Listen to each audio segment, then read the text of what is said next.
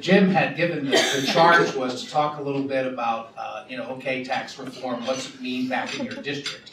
Now that it's going on, or at least that was the way that it was addressed to me to do it. And I kind of laughed for a minute. I said, well, I'm happy to talk about what tax reform means back in the district, but I kind of thought for a moment it was a little bit like we missed the real essence here. And when I was in college, I remember writing a paper on a Russian, Ivan Denisovich, remember that guy who was the dissident? And I wrote this remarkable paper with all kinds of insights. And I get like a D on it. And I went to the professor who was from Moscow. And he said, you missed the whole point. The fact that the book was even published, that's the point. And I go back to that because it was not that long ago. I know I was here, I think Tom was doing one similar. Presentation was, can we even pass tax reform? It wasn't that long ago, that was, can we do it? And I think the idea that it was even done is a remarkable accomplishment. And the leadership of Kevin Brady and the entire Republican team sticking together to get that across the line, I think was an important thing. So now where are we? And I am trying to interpret it back in the district because, candidly, while we were working hard to get that across the goal line, of course, the other side was working hard to demagogue it about as completely as they could. And I would suggest with some success, because there's a lot of misinformation out there. So I looked at it sort of in two ways. One is sort of the macro. What is tax reform? And you really say, well, if you go back to the old Jim Carville statement, it's the economy's stupid. We're back in that same thing. So first off, tax reform in the context of this economy. And right now, the jobs report unemployment rate 4.1% for the third consecutive month. That's pretty remarkable, 4.1%. The end of 2017, 2.5% growth, and that is now 3 consecutive quarters. And that is before the stimulus effect of any of the spending that may be done with some of these tax dollars. Locally, what did it mean to me? Comcast gave one big company headquartered in my district, gave $1,000 bonuses to 100,000 employees. PNC Bank, another major bank, Pennsylvania-based bank, 47,500 employees got that $1,000 bonus. And as a result of that, you began to see the entire banking sector replicate that in many different ways. Also, Wells Fargo led the way with their wages that they're paying up to $15 an hour. So you're beginning to see now the other banks are looking to try to replicate that. So we're watching not only a one-time infusion of dollars and bonuses, but we're beginning to see wages rise in those sectors where there's competition, and that's a 4.1% rate of unemployment. I think another important thing, the American optimism about finding a quality job. It's the highest in 17 years right now. And right now, it's been the smallest number of layoffs in the last quarter when they put the jobs report in 27 years. So we're in a situation right now where jobs, one of the first key elements, is a very good situation for us. The second thing is, what's another element which people feel their sense of security, particularly the seniors in districts like mine, the 401k. You know, it was a year ago it topped $20,000. The Dow Jones, just I think last week, topped 25,000. Unheard of numbers, but of course behind that, what does that mean? Portfolios are stronger, businesses have more equity to work with. There's a whole lot of implications to that. Underfunded pension plans, for the first time, start to begin to see a little bit of air. And then lastly, higher take-home pay. One estimate I saw was that that's going to put $220 billion into people's pockets next year. $220 billion. Now, what they said was that may not all go automatically right into spending. About 2/3 of that's going to go into savings for people. About 1/3 will find its way by the end of the year out into the economy. But they also said that more than 46% of Americans are living on a $400 cushion. Think about that. Half the people they had the same thing I had this weekend where my refrigerator went. That's a cataclysmic event for them.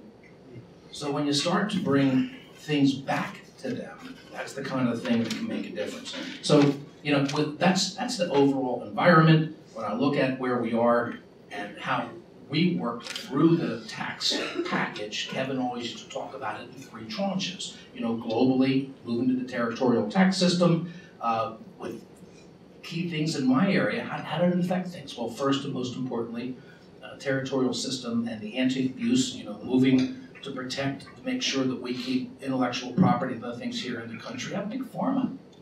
And we were worried a few years ago about takeovers. We're also watching companies who were incented to move their capital overseas, particularly their intellectual property. Now, we've got the opposite effect with those things coming back. I was reading in Reuters, they looked at the industry itself, which is, again, central in mind. The overhaul will accelerate major acquisitions by many of the makers going into 2018. Now, it's not going to be the significant, huge takeovers, but you're going to see a lot of continuing growth in which the larger manufacturers start to look at some of the startups and others, and they've got capital to make that investment because they're all trying to build up a portfolio of new or other kinds of operational drugs or other therapies, and it becomes a very, very active time. And for my previous life, what does that mean? It means law firms are working, it means accounting firms are working, it means the beginning, I think, of a more vibrant economy. So both Eli Lilly and Merck have talked about specifically making significant investments. I also said what did not happen, good work with Tom and others, that we did not get the border adjustment tax. In a district like mine, that made a big difference for refiners and others. So some of the things that didn't happen in that bill. I could talk about a lot of the other industries, real estate. I kind of went through and talked to some of my supporters and business leaders and others. Real estate is very, very positive, particularly with the adjustment that allows them to take care of the interest that they have, sort of a unique carve-out. The utilities are looking at being able to reinvest in their infrastructure. We were able to work out an appreciation for the unique ways in which they get taxing responsibilities. And I think we went through a number of industries that are all going to be affected. So businesses at home, I think, are in a better shape. 35 to 21% rate. Comcast, again, going to put $50 billion into infrastructure. Boeing in my backyard. Now, this will be more out west, but I have a big Boeing helicopter plant in mind, and they're going to put $300 million into infrastructure. So this is the kind of a thing in which 3 years ago we were worried about retaining those jobs. Now you're beginning to see them invest here in America. I think exciting stuff. And then I just had lunch with a guy who was a good friend, big supporter. He has a warehousing operation that imports things like refrigerators and others, electronics from all over the world, distributes them here, and they're going to build 2 new warehouses. They're going to invest. They're going to build, and that's going to put construction people. So I think this is all sort of very, very positive. The one group that I talked to that's a little bit uncertain is when you come in, the governmental organizations, the nonprofits and others are worried about what the impact's going to be on charitable donations. Kevin always used to say, notwithstanding, the biggest predictor of what happens when that is a strong economy. People give when they got money, not so much because of the tax benefit. Let me just close a little bit by saying, I think the most important thing in the district is really then the personal narrative. How are the people affected themselves in your district? And I think we had this demagoguery out there that we're sort of headwinding into, but it was all this narrative that it's, the 1%ers have gotten all of it and the middle class has been cut out. Nancy Pelosi was saying, 86 million middle class people are, have been hoodwinked. I looked at some of the things in our district. A single mother earning $40,000 is going to get $1,300 back, largely because of the refundable tax credit, because the 15% bracket drops to 12.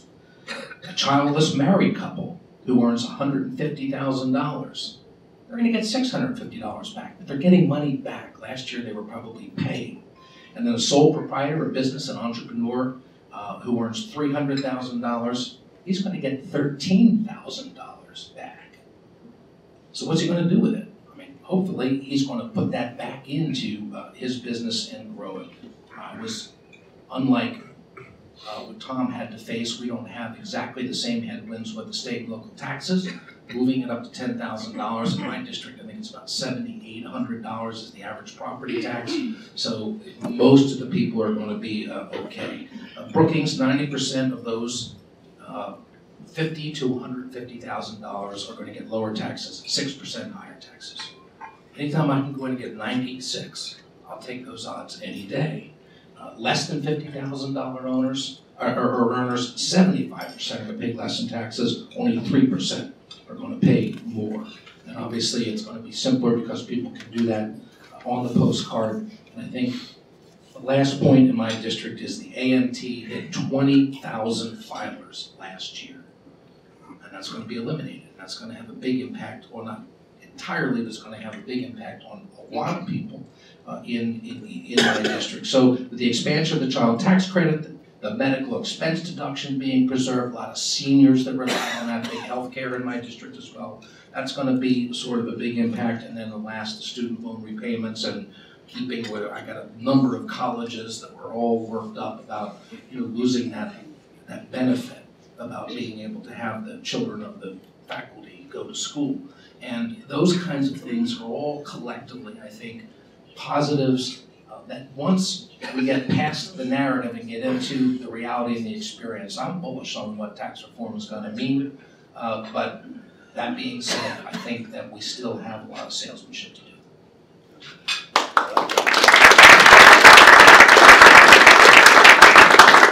Well, thank you very much, and it's always a pleasure to be here with Ripon and this morning, and Jim, and to you and your team, Terry. You guys do a great job as always, and appreciate the opportunity to be up here with my good friend Pat Meehan, and also Ron. I'm so glad to see you here. This is a great organization. I encourage you to participate, be involved here, and I'm so glad that you're here to be with us this morning.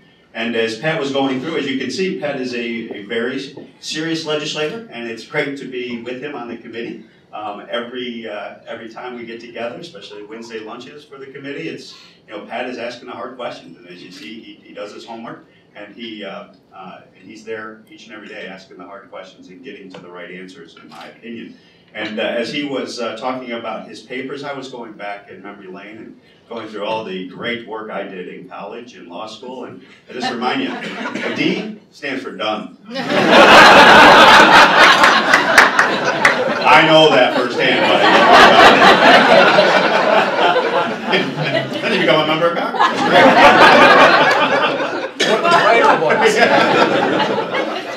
So what I think I would offer is echo everything that Pat is saying, and to really highlight the one message that I think is our biggest opportunity going into 2018 after we pass tax reform. And that is that this narrative that has been put out there by the other side in particular, it's just false. It is just full of holes and misinformation. And from my perspective, that gives us a great opportunity when we go back and start talking to people, and people start to see, no kidding, the benefits in their checks, the cash in their savings accounts, the opportunities that they're going to have with potential jobs that are going to come online.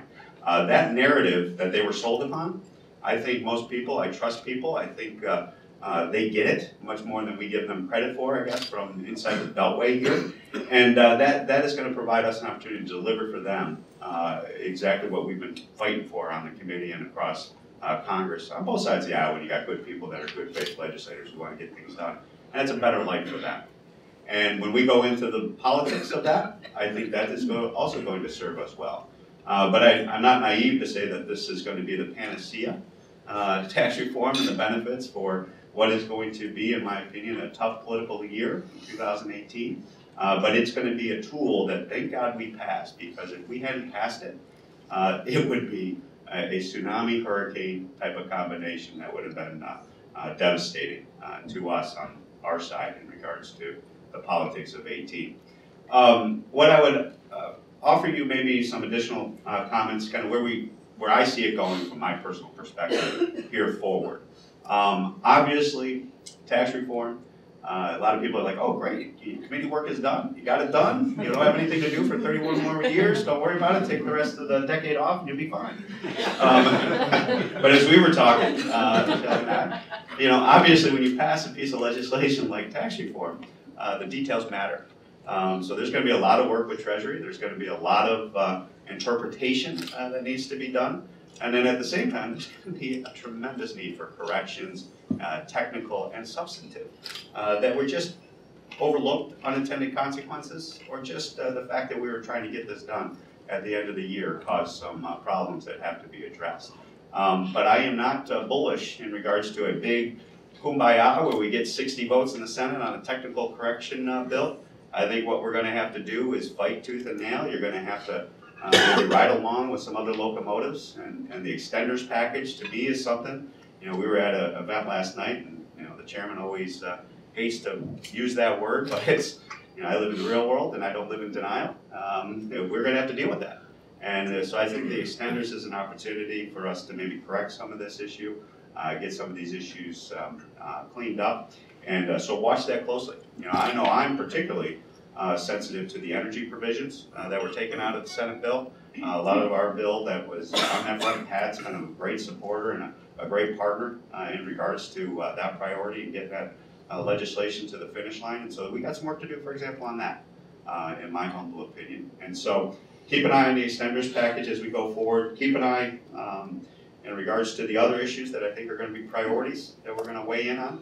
Obviously, welfare reform is going to be a big issue that we face as a conference. Infrastructure is teeing up. You know, I was here a few months ago before with the Problem Solvers Caucus. We had Jeff Gottheimer with us, and today John Cacco and Elizabeth Esty and us are rolling out their work on the working group for an infrastructure proposal that we got a consensus position on. That's 75% Problem Solvers Caucus, 48 votes, standing together, 24 Dems, 24 Republicans, that we're going to join arm in arm and say, this is the foundation upon something we can support and stand together on. And so keep an eye on that, and obviously the revenue component of that is something that we're going to have to deal with in regards to our committee. So infrastructure, welfare reform. And one last piece that personally we're taking on is the issue of tuition cost in higher education. And what I'm using is that endowment provision that we got into the tax bill, the 1.4% tax on endowment. You may have seen some articles where we were a proponent of that policy and been working on that for 2 to 3 years. And as I've always told them in this area, look, I'm not looking to tax you. I'm looking to use tools in order to force you, in my opinion, to be more transparent on your spending, clean up the 990s so we know what you're getting in, what's going out the door. And what we're also going to do is force you to finally put together cost containment strategies in your institutions to get college costs going the right way, and that is down. And I'm not so concerned about the net cost, I'm talking about the base gross cost. And so what we're looking at is hopefully an opportunity to use that tax as a way to get those college costs going in the right direction and suspend that tax potentially, in my opinion, if colleges and universities are doing the right thing, using their tax preferred status for the appropriate thing of educating our kids without $200,000, $300,000 worth of debt loads for a communications degree, like my daughter is getting at the University of Buffalo without that debt load. I hope. Yeah, we filled up that $400 savings account. That went out for Christmas. So we're going to get that back on. So we're going to use that, and also to make sure they're using the resources, in my opinion, to go to working families. That is something that is a voice that has been lost in this conversation when it comes to college education. Is those people that are right over the bubble, many people in this room, who when they go, like us, we applied $65,000 at one institution is what they were requiring us to pay, and I said, you gotta be kidding, how do you think we're gonna be able to afford that? And I got another one coming right behind 2 years later. And they're like, well, that's the cost, that's what you can pay, you've done very well, and we've been blessed, but $65,000 full both, that's not acceptable to me, and I know a lot of people in here. So we're looking to maybe use that, because we were told, nothing for you, so to speak.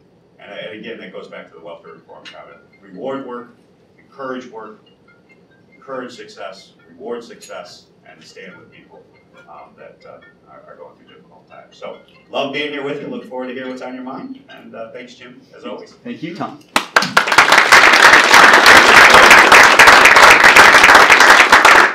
Libby, you have the honor of doing either the first or the last question. I'll do the first. All right, there's a mic right behind you. Thank you. Some of the governors in certain states, especially high-tax states, have been toying with the idea of making some changes in reaction to tax reform to try to avoid some of the consequences. I was wondering if you had any reaction to those efforts. Maybe being from one of those states. And this has been an interesting journey in regards to the salt and pepper that we've been dealing with. I like more pepper than I like salt, I guess. But bottom line is, our governor is obviously fighting this. And he is out there, and obviously he's setting a platform, in my opinion, for a presidential run in 2020, where he's going to be, taking on that mantle and that campaign. And rather than focusing on the root cause of the problem, which is our out-of-control spending that causes the out-of-control taxes on our folks in New York, he wants to go down the path of litigation, try to challenge this. Don't see a lot of merit and success in that avenue, other than political theater, maybe political points. But at the same time, he's going to look at charitable tools, payroll taxes. And at the end of the day, I think what's going to happen is that they're just going to have to face the reality of the situation. That they have too many taxes, too high spending. We have to get it under control. People are not going to accept this type of bait and switch and try to work around the root cause of the problem. They get it. And so we'll see where it goes, but at the end of the day, we'll get through this. And to Pat, as Pat mentioned, we fought hard for that $10,000 compromise. I was one of the ones that 2 years ago, a year and a half ago, when we started the journey on final path to tax reform, said you cannot eliminate state and local taxes. And the reality of, when you looked at, especially after the election in 2016, what was going to happen in the Senate, we did not have any senators, for example, that this was a top priority to. And so the reality of it going away in total, I think, was underappreciated by a lot of folks. And when we were able to secure that compromise of $10,000 with property tax and income tax, that takes care of, in our area, average salary of $42,000. Everyone thinks we're from New York City and we're making these big dollar salaries. Western New York is the Rust Belt. Western New York is a struggling area.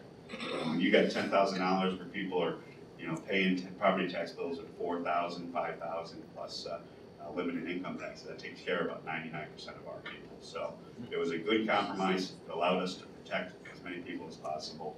And at the end of the day, we have to address the root cause of the problem. Yeah, you asked a good question. Not quite the same in Pennsylvania because the state income taxes are still relatively low compared to other kinds of places. But where I'm seeing it is the fear on the local level, because the number one issue, even when I do teletown halls or I do other things, that people say, "What are you doing to my property taxes?" I say, "I have nothing to do with your property taxes. That's the state guy." But they don't care.